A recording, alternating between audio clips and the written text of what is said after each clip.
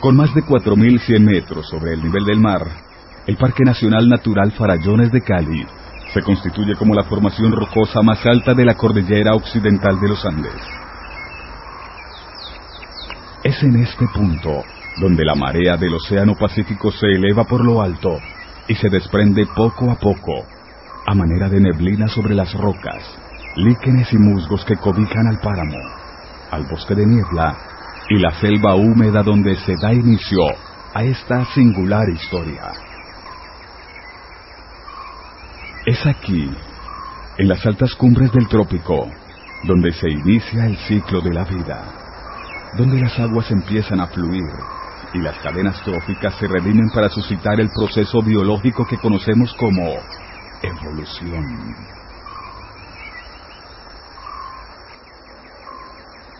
Los picos Farallones representan uno de los últimos relictos sagrados de la naturaleza, como una magnífica fábrica de agua y energía hidroeléctrica para las poblaciones circundantes.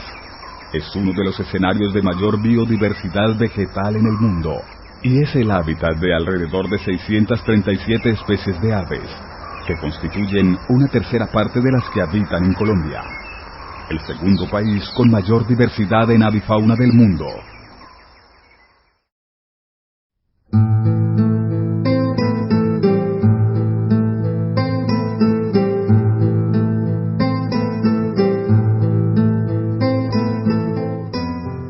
Aquí, en horas de la madrugada, en medio del viento gélido y a través de un legendario camino de herradura, marcado por la historia minera y del acerrío, en las faldas de la vertiente nororiental de la cordillera, donde empieza nuestra travesía.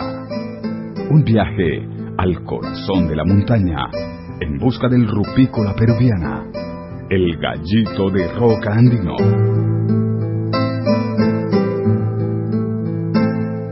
Nuestro recorrido inicia a eso de las 4 de la mañana desde el hogar de unos viejos amigos, quienes están dedicando sus vidas a la educación ambiental, el ecoturismo y la preservación de los recursos naturales de su región. Una familia de vaquianos que hospitalariamente nos ofrecen su albergue y nos preparan para fotografiar y registrar en cinta un espectáculo de la naturaleza, al cual han llamado el baile del gallito de roca. En el borde del camino, empezamos a descubrir a pequeños personajes que solo bajo el manto de la noche permiten descubrir su belleza.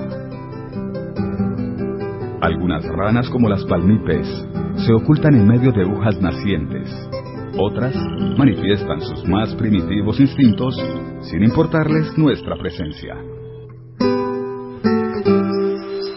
Las ranas arborícolas son una gran muestra de la biodiversidad de una región, y estas pequeñas son un indicador confiable de la calidad de las aguas, de su grado de contaminación, el cambio climático global y el esparcimiento de un hongo que a nivel mundial diezma sus expectativas de vida.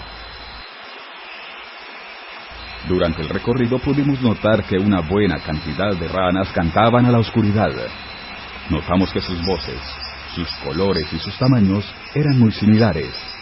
Un acontecimiento que nos llevó unos 10 años atrás, donde sus cánticos se escuchaban mucho más. Se podían observar a plena luz del día, a lo largo de trochas y quebradas. El panorama no parece ser muy alentador.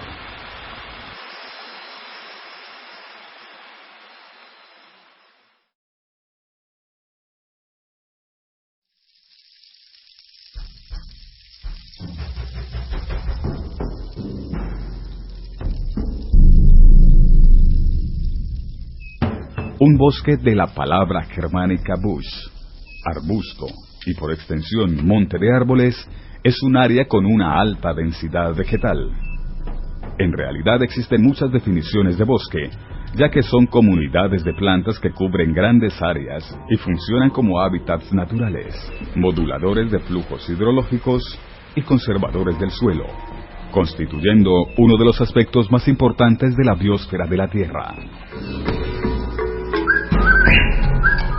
Aunque a menudo se han considerado como consumidores de dióxido de carbono, Los bosques maduros son prácticamente neutros a este, y son solamente los alterados y los jóvenes los que actúan como dichos consumidores.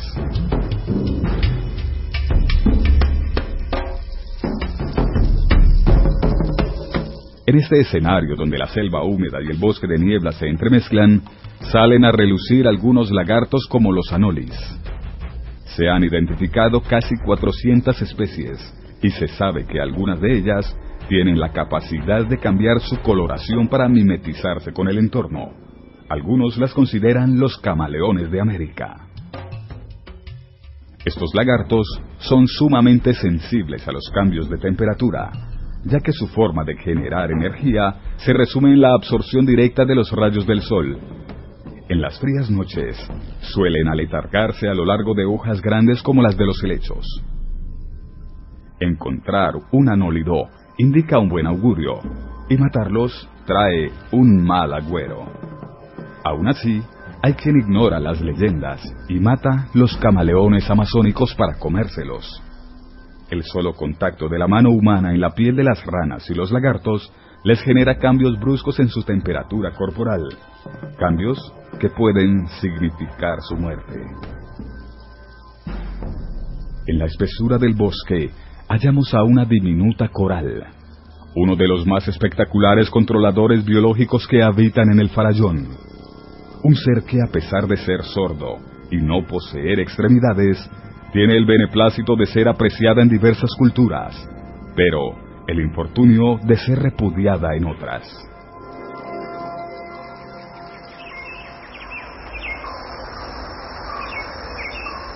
Lagartos y serpientes se encuentran emparentados, y otros miembros de este orden son las culebrillas ciegas, quienes también han perdido las patas y se asemejan superficialmente a las serpientes, como en el caso de este escurridizo individuo, cuya dieta se fundamenta en lombrices y pequeños invertebrados.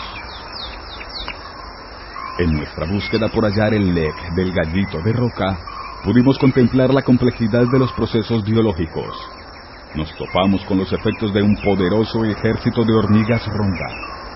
Descubrimos un hábito alimenticio muy particular del barranquero coronado, y captamos el colorido y el esplendor de al menos 5 especies de ave que jugarán un papel importante para rastrear al siempre esquivo y admirado rupícola peruviana.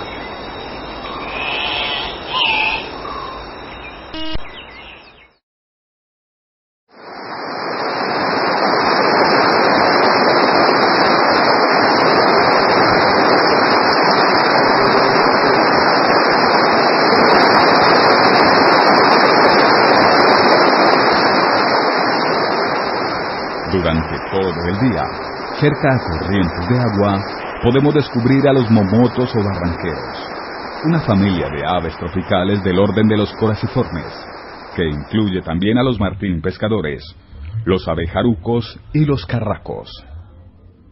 Momo, en la mitología griega, era la personificación del sarcasmo, las burlas y la agudeza irónica. Era el dios de los escritores y poetas, un espíritu de inculpación malintencionada y crítica injusta. Su nombre científico deviene de esta historia y del hecho de que uno de sus vocablos ha logrado que la gente crea que es una bruja que ríe en medio de los bosques.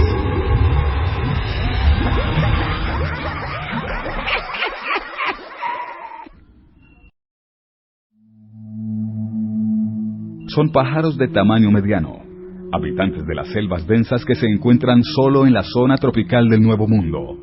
Estas aves tienen el plumaje blando y las colas largas, por lo que en zonas rurales son conocidos como pájaros reloj. En 8 de 10 especies descubiertas, las 2 plumas centrales de la cola, que son las más largas, tienen una parte del astil desnudo, por lo que se parecen a una raqueta.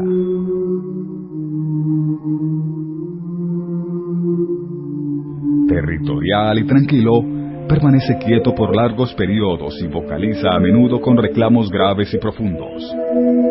Los momotos anidan en túneles y se alimentan de presas pequeñas como insectos, lagartijas, frutas y también de algunos de los principales enemigos del campesino agricultor, la babosa y el caracol, personajillos indicadores de altos niveles de humedad, que suelen ser diezmados por el poder de los pesticidas químicos, que son utilizados por el ser humano para controlar sus poblaciones sin medir sus consecuencias.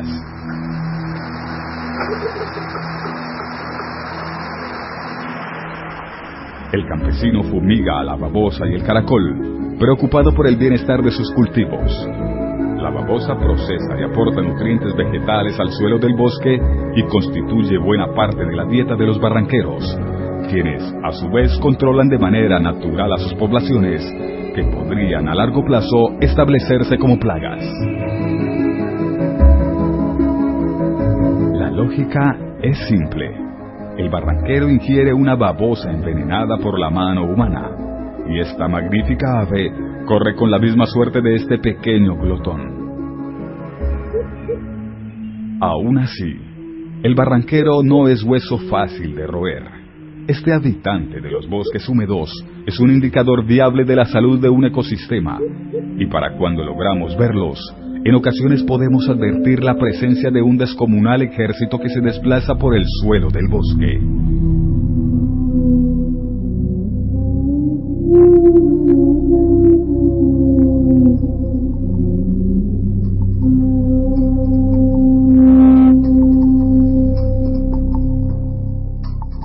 Insectos de todo tipo, arácnidos, escarabajos, gusanos y saltamontes huyen para salvar sus vidas del colosal ataque de la ronda, una hormiga de no más de 2 milímetros de largo, capaz de diezmar a los más aguerridos representantes de la microfauna, como en el caso de esta araña sepulturera.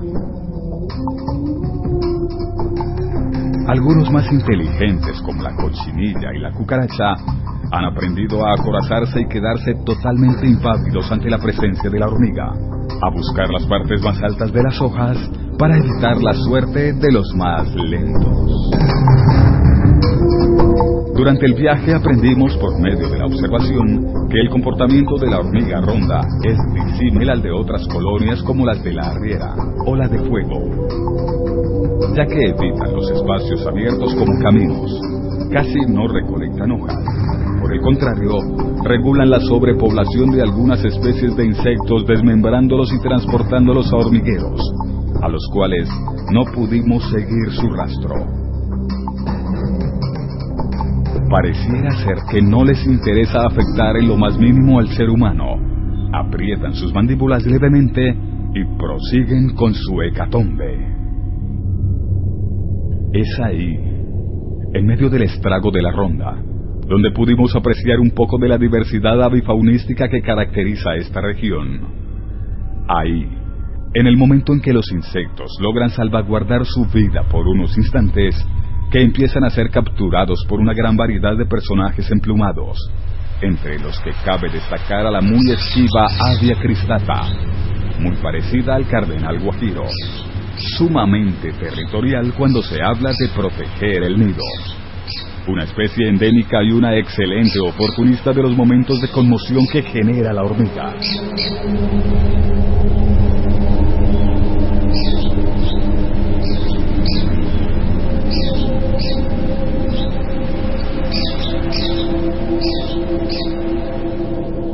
En el bosque de montaña, también descubrimos el fascinante colorido de algunas tángaras. El inconfundible pico del tucancito rabirrojo y el nido de amor de una pareja de chicaos.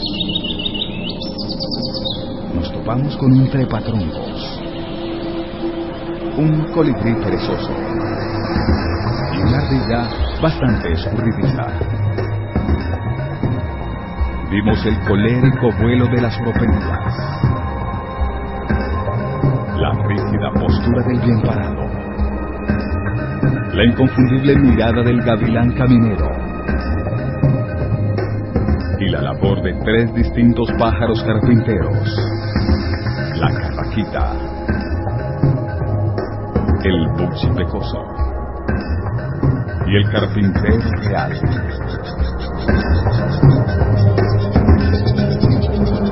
Claro está que no todo puede ser tan bello como este mágico lugar.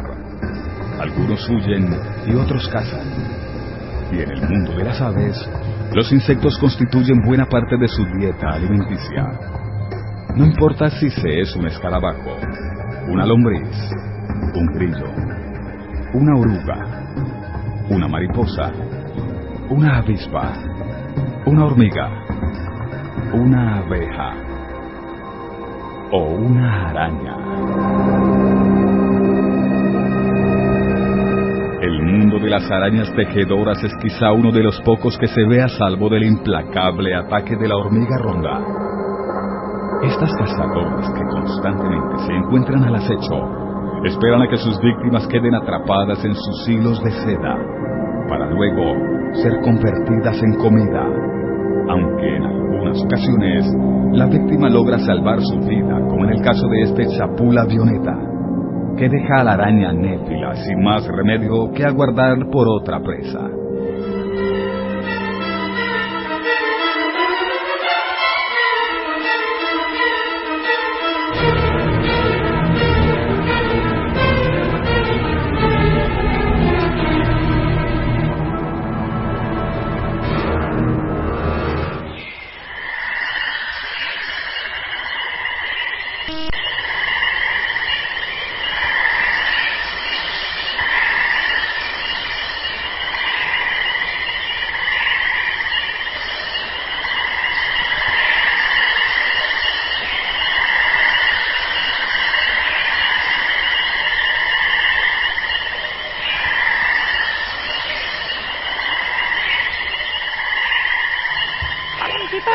Estoy aquí buscando compita.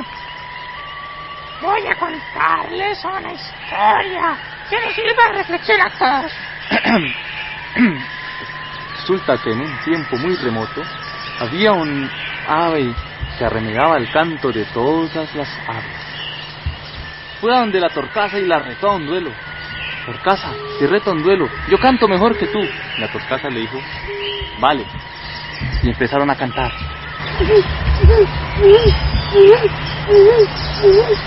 Y el ave cantaba mejor que la misma torcaza. Y la torcaza reconoció su derrota. Está bien, tú cantas mejor que yo. El ave no estaba satisfecha con su victoria. Fue y retó al barranquero. Barranquero, canto mejor que tú.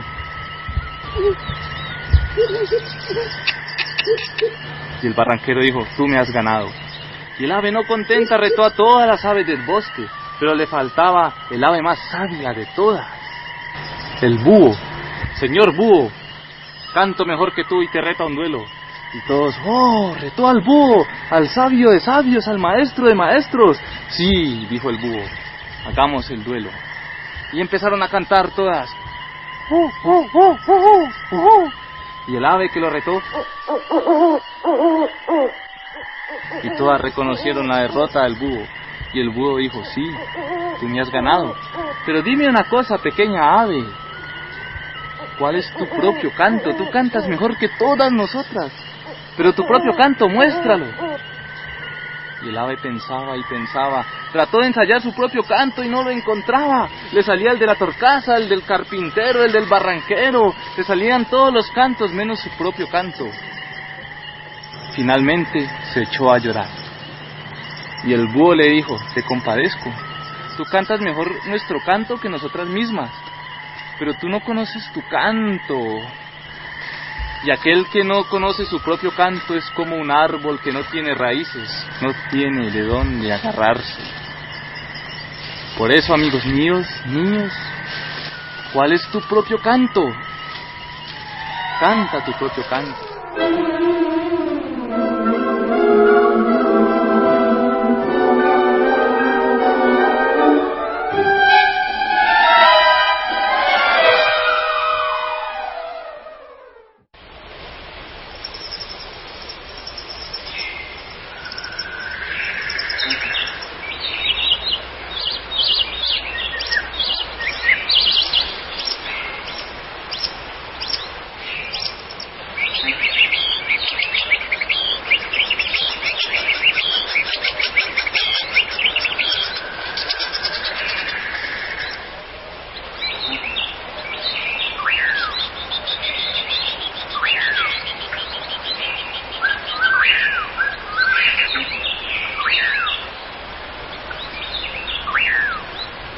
Colombia es el país con mayor diversidad de aves pequeñas en el mundo, y en este grupo se destacan los colibríes y los ermitaños.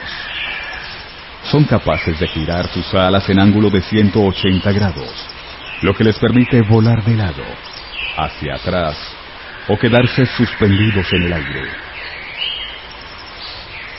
Estos simpáticos pequeños mueven sus alas hasta 80 veces por segundo, y semejante esfuerzo involucra el consumo de una gran cantidad de energía, que solo puede renovarse a través del consumo de néctar, y se sabe que en periodo de crianza, la hembra puede realizar más de 140 vuelos en el día en busca de alimento. Una característica especial de los colibríes es el pico, que diverge casi siempre de especie en especie, y que su diseño radica en que cada pico representa una especialización a un tipo determinado de flor, que le permite al colibrí en cuestión ocupar su nicho ecológico particular, y de esa manera evitar la lucha con otras especies.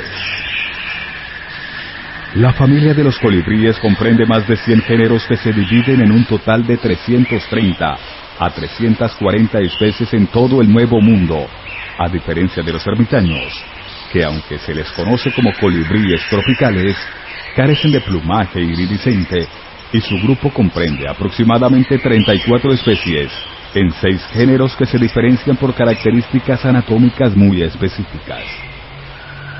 Antaño se les mató por millones a fin de decorar los sombreros femeninos europeos, lo que probablemente llevó al exterminio de varias especies.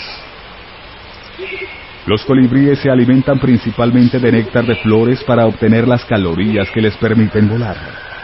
Las proteínas las obtienen de pequeños insectos. Esta alimentación rica en energía por ser de azúcares simples es la que posibilita su estilo de vuelo altamente exigente. Los colibríes son atraídos especialmente por las flores de color rojo o naranja brillante, y cuando se trata de ir a la mesa, los machos son agresivamente territoriales con otros machos, en especial cuando la mano humana interviene y les facilita las cosas. Puede parecer bonito tener colibríes cerca, pero prácticas como la de facilitarles agua azucarada o melado reduce las expectativas de la flora para reproducirse, incrementa su agresividad por el control del libadero artificial y finalmente les reduce su tiempo de vida por el altísimo consumo de energía en dicho ritual, si se tiene en cuenta que son aves que en estado silvestre no alcanzan a vivir más de 3 años.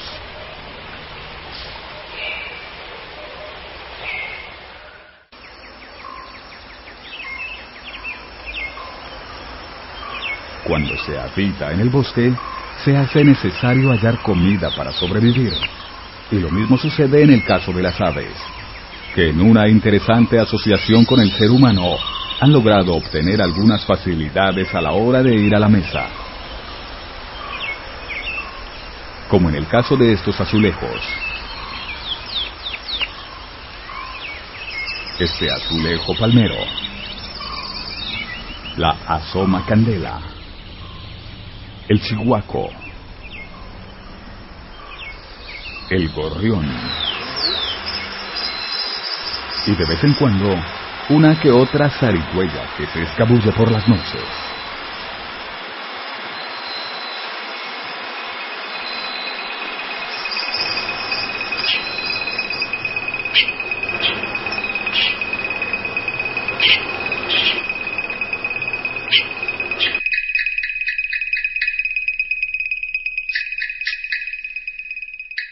Los farallones de Cali cuentan con una gran cantidad de grupos taxonómicos en fauna y flora típica de la zona ecuatorial en la que se encuentra, a los que se suman variedades de migraciones de fauna desde distintas partes del planeta, como en el caso de este macho de piranga rubra. En cuanto a flora, el país posee alrededor de 45.000 especies de plantas, lo que equivale a un 15% del total de especies a nivel mundial, lo que se considera muy alto para un país de tamaño intermedio.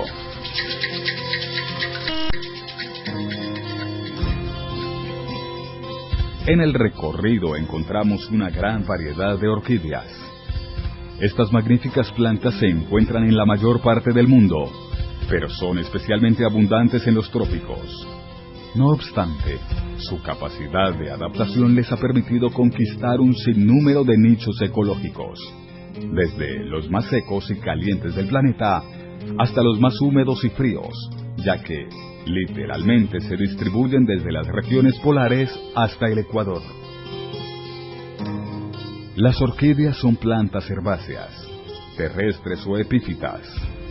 Estas últimas se refieren a cualquier planta que crece sobre otro vegetal, usándolo solamente como soporte, pero que no lo parasita. Estas plantas son llamadas en ocasiones plantas aéreas, ya que no enraizan sobre el suelo. La orquídea es la flor nacional de Colombia, y se dice que ésta puede llegar a ser eterna en el entorno natural, ya que su vida se encuentra ligada a la vida del árbol que la sostiene, y para que los árboles puedan emerger de la tierra, por lo regular es necesario que alguien intervenga dentro del proceso.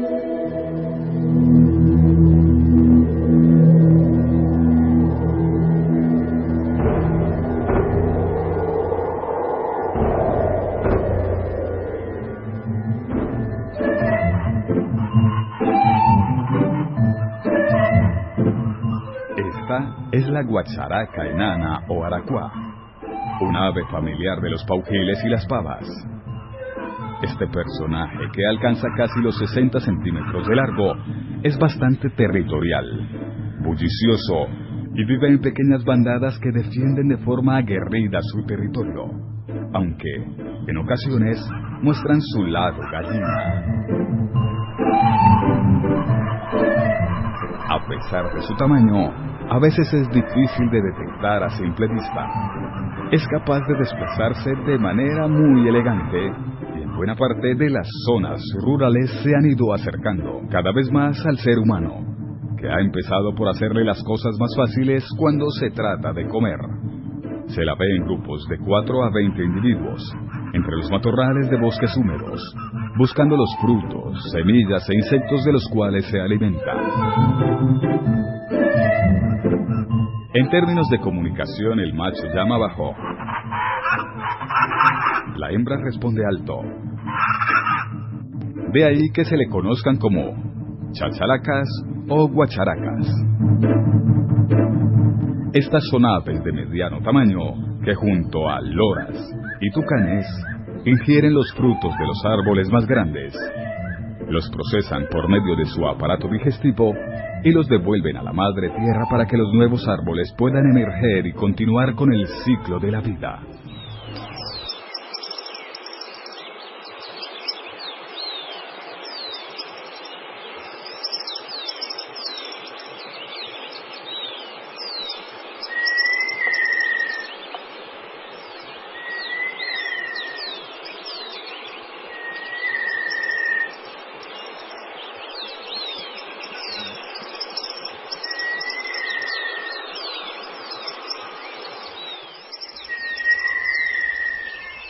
El Parque Nacional Natural Farallones de Cali se extiende por 205.266 hectáreas protegidas entre los municipios de Cali, Jamundí, Dagua y Buenaventura. Su temperatura oscila entre los 25 grados en el piedemonte tropical y el punto de congelación en la cúspide del páramo. Esto se debe a que es una zona que geológicamente ha estado aislada y su cercanía al Océano Pacífico condiciona en gran parte el clima del occidente colombiano. Como fenómeno resultante, el páramo de la región es distinto a los otros páramos de los Andes, y su principal indicador es la ausencia de frailejones. En sus diferentes regiones se encuentran varias especies de mamíferos, entre los que se destacan los osos de anteojos, ardillas, zorros, pumas, marsupiales y murciélagos. Estos últimos, originalmente murciélagos, son un orden de mamíferos voladores cuyas extremidades superiores se desarrollaron como alas. La estructura del ala abierta es muy similar a la de una mano humana abierta, cubierta por una membrana. Si bien la longevidad de los mamíferos suele guardar relación con el tamaño del animal, más exactamente con su periodo de crecimiento, el murciélago presenta una excepción a esta regla, puesto que pueden llegar a vivir 15 años o incluso más. La mayoría de los murciélagos son frugívoros, o se alimentan de pequeños insectos. Como todo depredador en la cadena alimenticia, regula la población de las especies de las cuales se alimenta. Cumplen un papel muy importante en la naturaleza, como polinizadores, dispersores de semillas y controladores de plagas de insectos. Este individuo es uno de los 3 murciélagos vampiro existentes, el Desmodus rotundus, que carece de cola y es hematófago, es decir que se alimenta de la sangre de mamíferos de gran tamaño como equinos y bovinos. Posee 2 dientes incisivos muy grandes que le sirven para abrir superficialmente la piel de su fuente de alimento. Curiosamente, es un animal que comparte el alimento con otros compañeros incapaces de conseguirlo, mediante la regurgitación, pues si pasan 48 horas sin comer, mueren de inanición. Los murciélagos son los únicos mamíferos verdaderamente capaces de volar, a diferencia, por ejemplo, de la ardilla voladora, que en realidad planea, aunque esta no es dicho ejemplar. Sin embargo, en el camino encontramos al cuco ardilla, un ave de mediano tamaño que nos arroja una pista para encontrar al gallito de roca. El cuco ardilla mide casi 50 centímetros de largo. Se le conoce por nombres como Juana, Soledad de Montaña o Alma de Gato. Y cuco ardilla no es en vano. Este simpático habitante de los farallones salta entre las ramas y corre a lo largo de ellas como una ardilla atrapando orugas, incluidas las que tienen espinas y pelos urticantes.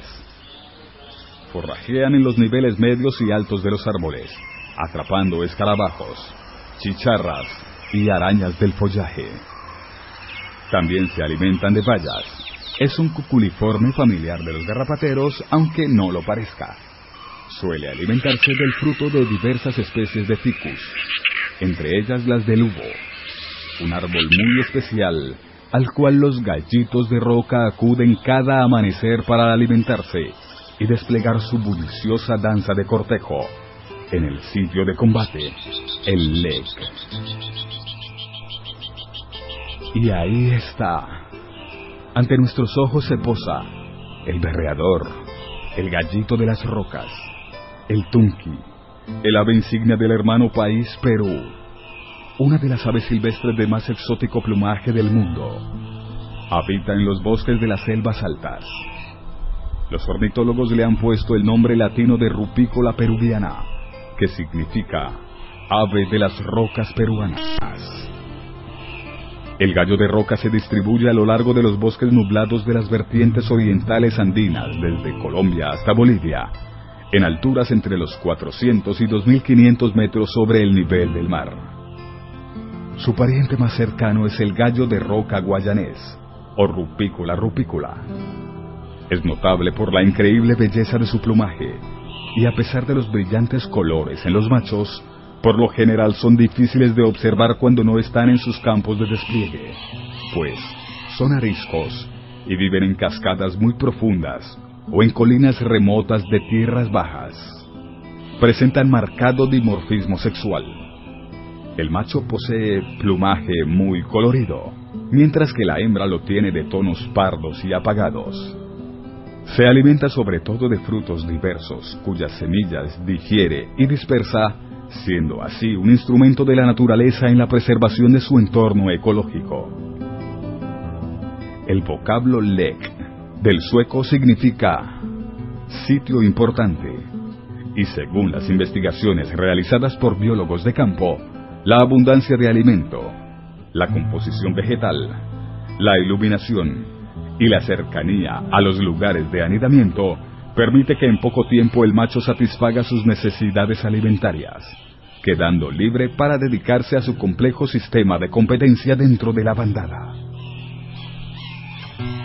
La hembra se encarga sola de la incubación y el cuidado de las crías, pero no se queja de ello, ya que la colaboración del macho en estas tareas podría resultar altamente peligrosa, pues la cercanía del macho al nido atraería la atención de los depredadores. El color apagado de las hembras toma entonces un valor fundamental para evitar ser detectada por sus enemigos. Entonces surge la pregunta obvia: ¿qué es lo que ofrecen los machos a estas autosuficientes hembras? La respuesta parece ser, simplemente, sus habilidades como cantantes y bailarines. Las singulares demostraciones de los machos bailando y cantando en los lek constituyen una eficaz forma de selección entre los machos de la especie. El macho que baile mejor a los ojos de la hembra y aquel que regrese puntual cada día a la sesión de baile, evitando ser presa de los depredadores, será elegido para brindar sus genes a las nuevas generaciones del rupícola peruviana.